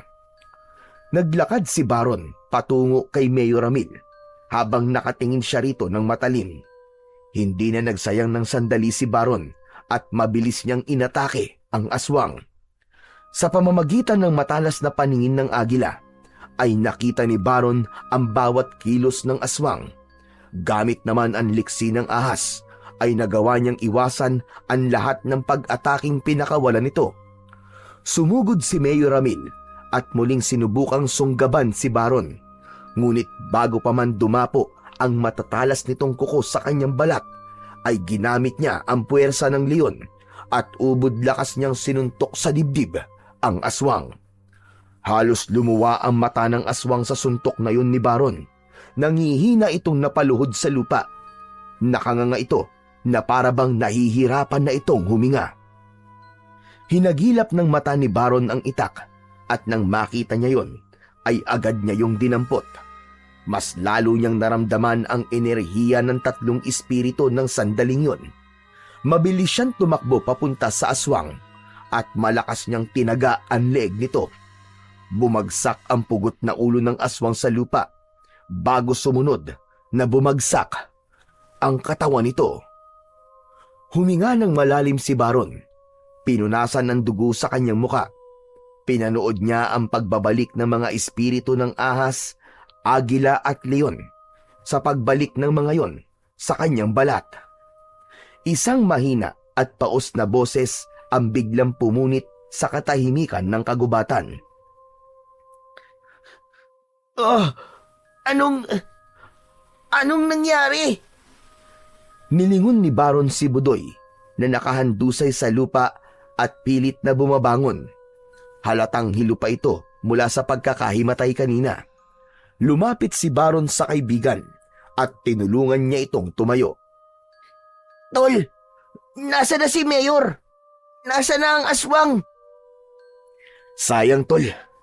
Hindi mo nakita kung paano ko tinapos si Mayor Ramil. Wala na siya, Budoy. Patay na ang aswang na namiminsala dito sa San Vicente. Nagtagumpay ako. Sayang nga. Ikwento mo na lang sa akin mamaya ah. Ngunit bago pa makasagot si Baron, ay bigla siyang natigilan nang naramdaman niyang gumagalaw ang malaking tattoo niya sa likod. Pakiramdam niya ay may kung anong nilalang ang gumagapang sa ilalim ng kanyang balat. Doon niya naalala ang sinabi ni Mang Densyo na sa oras na sabay-sabay niyang binuhay ang tattoo niyang ahas, agila at leon, ay magigising ang nilalang na tinattoo nito sa likod niya. Nanlamig ng gusto si Baron. Tumalikod siya kay Budoy upang makita nito ang tattoo sa kanyang likod. Budoy, sabihin mo nga, anong tattoo nasa likod ko? Tol, anong klaseng tattoo ba yan? Bakit? Anong itsura? Sabihin mo! Parang isang aswang, tol. Ay hindi! Hindi aswang! Parang diablo! Bumilis ang tibok ng puso ni Baron at bago pa siya makapag-isip ng gagawin ay isang mainit na hangin ang naramdaman niya sa kanyang likuran. Isang itim na usok ang lumabas sa tattoo niya sa likod at naramdaman niya ang bigat ng presensya nito. Mabilis na napunta ang itim na usok sa harapan ng dalawa at mula roon ay isang nakakatakot na nilalang ang nabuo. Isang malaking aswang na halos 2 tao ang taas Malaki ang katawan nito at may matutulis na mga kuko na maihahalin tulad sa patalim. Kulay itim ang balat nito at meron itong mga ngipin na matutulis. Pula ang mga mata ng aswang na parang 2 bolang apoy na lumulutang sa gitna ng kadiliman. Hindi naman makapaniwala si Baron habang nakatingin sa nilalang na nasa kanilang harapan. Wala siyang ideya kung bakit ganong nilalang ang inilagay ni Mang Densyo sa likod niya. Kinalibutan siya ng gusto dahil naramdaman niya ang panganib na dala ng nilalang na yon. Hindi yun gaya ng presensya ng 3 niyang naunang tato dahil ang presensya nun ay mabigat at punong-puno ng matinding kasamaan. Hanggang sa mula sa madilim na bahagi ng kagubatan ay lumabas si Mang Densyo. Nagulat si Baron kung bakit naroroon ang matandang lalaki. Tumayo ito sa harapan ng nakakatakot na nilalang. Sa wakas, matapos ang napakahabang panahon, muling nabuhay ang supremo ng mga aswang na aming sinasamba! Mang Densyo, anong ibig sabihin nito? Bakit ganyang nilalang ang nilagay mo sa likod ko? Lumingon ang matanda kay Baron at isang mapanlinlang na ngiti ang gumuhit sa labi nito. Ang totoo ay ginamit lamang kita, Baron. Ginamit kita para buhayin si Mahadlaw, ang dakilang supremo ng mga aswang na sinasamba ng aming angkan. Ang naunang 3 espiritu na inilagay ko sa iyong katawan ay mga pambulag lang sa totoo kong layunin. Para paniwalaan mo na maganda ang aking intensyon. Pero ang totoo, ginamit ko lang ang katawan mo para mabuhay muli si Mahadlaw. Hayop kang matanda ka! Dahil sa ginawa mo, ay mas malaking panganib ang dinala mo hindi lang dito sa San Vicente, kundi sa iba pang lugar. Hindi ko akalain na nagawa mo kung lukuhin. Wala kang pinagkaiba kay Mayor, dahil parehas kayong mga manlilinlang! Mga halimaw kayo! Wala akong pakialam sa nararamdaman mo. Matagal ko nang inaasam ang pagbabalik ng aming Panginoon! Muling humarap si Mang Densyo kay Mahadlaw at naglakad ito papalapit sa makapangyarihang aswang. Lumuhod ito sa harapan ni Mahadlaw at idinipa ang mga kamay. Mahadlaw! Aking dakilang supremo!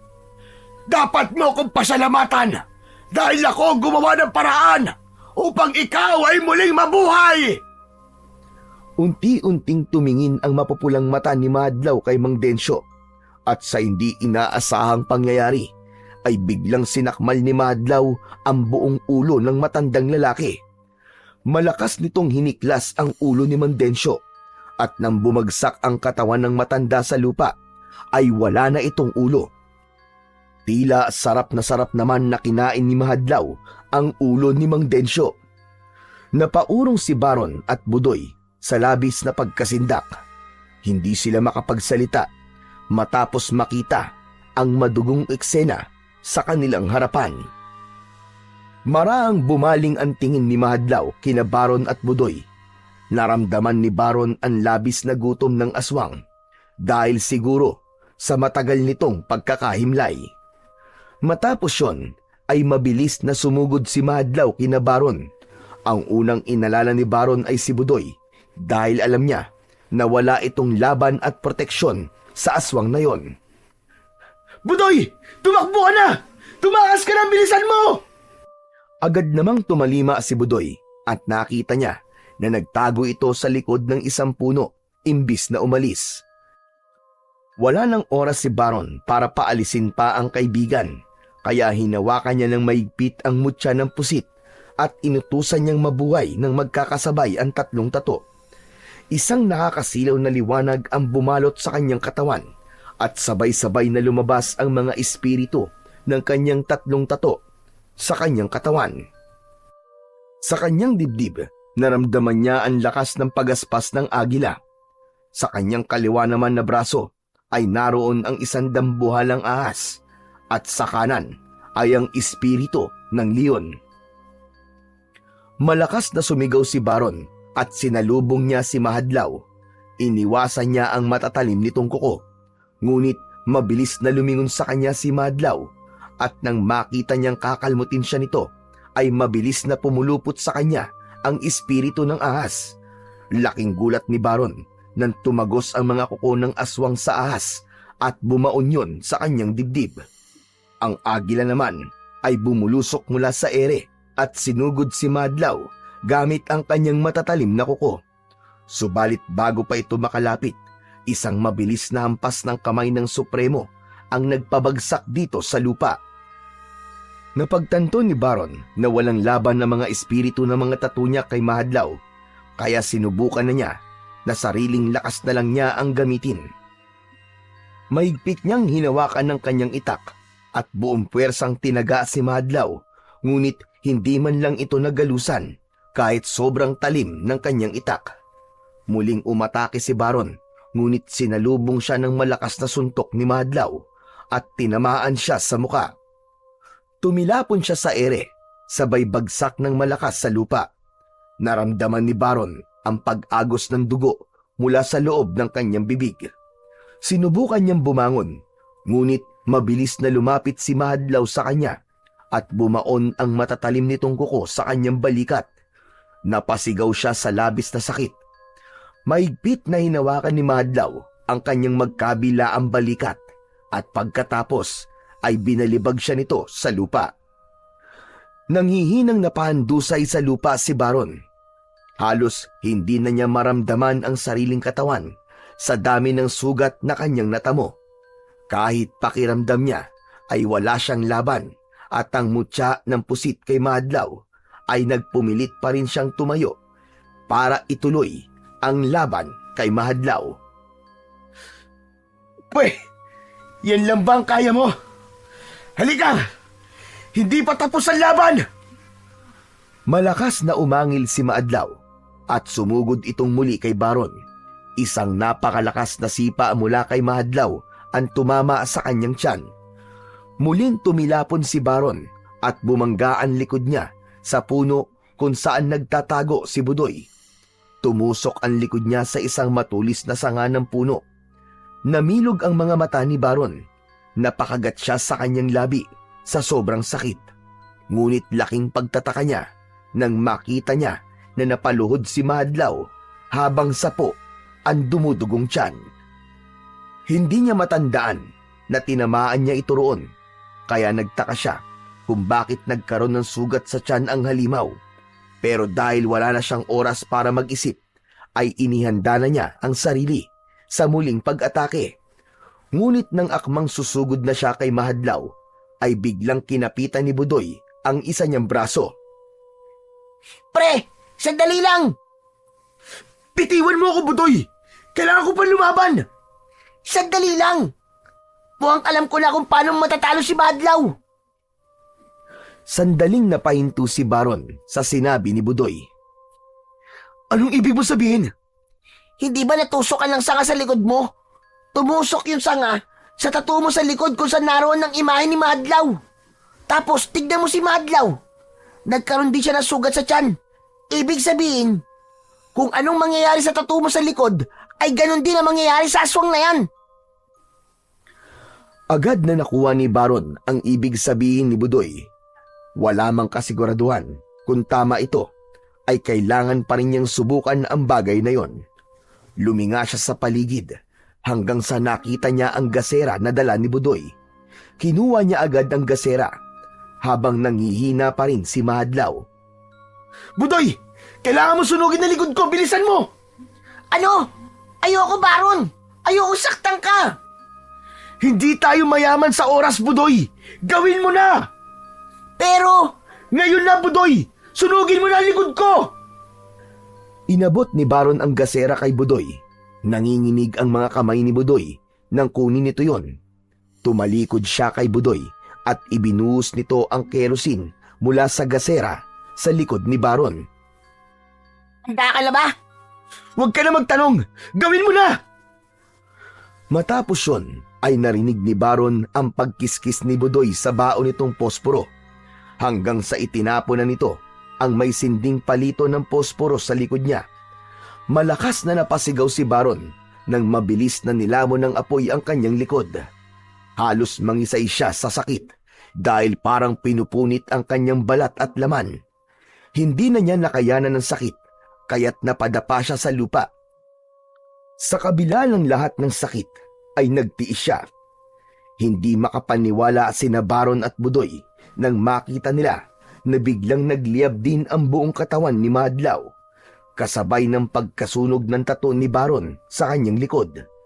Napatakbo kung saan-saan si Mahadlaw habang malakas na sumisigaw, hanggang sa natumba ito at nagpagulong-gulong pa sa lupa. Pilit nitong inapula ang apoy sa katawan nito, pero hindi ito nagtagumpay. Hindi nagtagal ay huminto na sa pagwawala si Mahadlaw. Patuloy pa rin ang apoy sa paglamon sa halimaw na tila hindi yun mawawala hanggat hindi ito nagiging abo.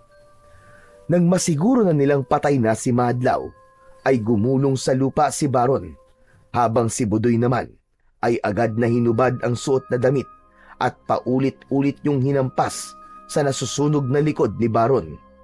Hindi nagtagal ay tuluyan ng naapula ang apoy sa kanyang likod. Nanghihinang napahiga sa lupa si Baron habang nakatingin siya sa kalangitan. Bumigat ang talukap ng kanyang mga mata hanggang sa tuluyan na siyang nawalan ng ulirat. Nang bumalik ang malay ni Baron, ay nakahiga siya sa isang kama at agad niyang napagtanto na nasa ospital siya. Agad siyang nagpasalamat sa Diyos dahil buhay na naman siya. Nagulat siya nang bigla niyang nakita si Budoy sa tabi niya. May malapad itong ngiti sa labi at kulang na lang ay tumalon sa sobrang saya nang makitang gising na siya. Buti naman at gising ka na, tol. Akala ko, habang buhay ka nang matutulog eh. Tol, si Mahadlaw, anong nangyari sa kanya? Wala na siya, tol. Nagtagumpay ka sa pagpatay mo sa kanya. Grabe yung ginawa mo, tol. Hindi ko alam kung paano mo kinaya yun. Kahit sa pelikula, hindi ko pa nakikita yun eh. Ikaw talaga puro kalokohan. Pero salamat, tol. Kung di mo yun naisip, baka wala na tayo ngayon. Malamang, nagkakalat na ng lagim si Mahadlaw sa San Vicente. Maraming salamat talaga sa tulong mo, tol. Napakamot sa batok si Budoy at nahihiyang ngumiti. Ikaw naman, wala yun. What our friends are for, di ba? Pero umanda ka.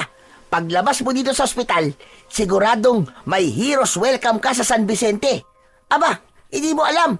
Pinagsabi ko na sa lahat ang ginawa mong kabayanihan. Ikaw talaga, loko ka talaga. Hindi ko naman ginawa yun eh, para maging bayani. Sapat na sa akin na tapos na ang pananalasa ng aswang sa bayan natin. Sus, pa-humble effect ka pa eh. Hindi na lang sumagot si Baron. Sandali niyang ipinikit ang mga mata upang namnamin ang kapayapaan na nasa kanyang puso ng sandaling yon. Hindi siya makapaniwala na 2 aswang ang nagawa niyang paslangin sa loob lamang ng isang gabi. Hinawakan niya ang mutya ng pusit na nasa leeg niya at isang taus-pusong pasasalamat ang ibinulong niya. Paglabas ni Baron mula sa ospital, ay mainit ang naging pagsalubong ng mga taga San Vicente sa kanya. Hindi niya napigilan ang maluwa dahil naramdaman niya ang taus-pusong pasasalamat ng lahat ng tao sa kanya sa pagtapos niya sa masalimuot na kabanata ng kanilang bayan.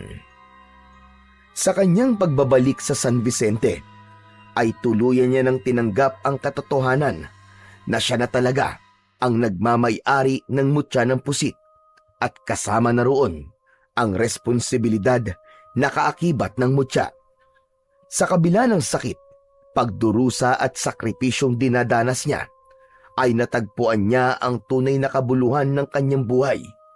At yun ay ang protektahan ang bayan na kanyang minamahal.